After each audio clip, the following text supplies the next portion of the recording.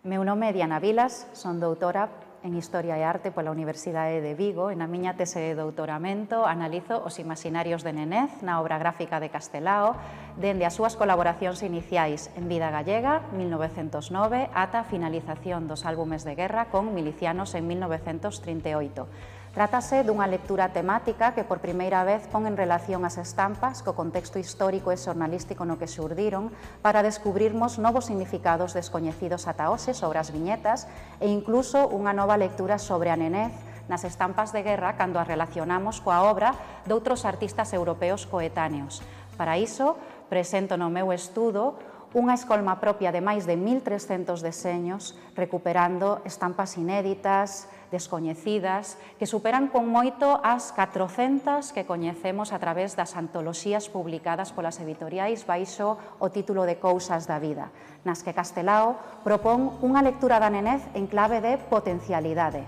Os nenos e nenas son para el unha posibilidade de cambio.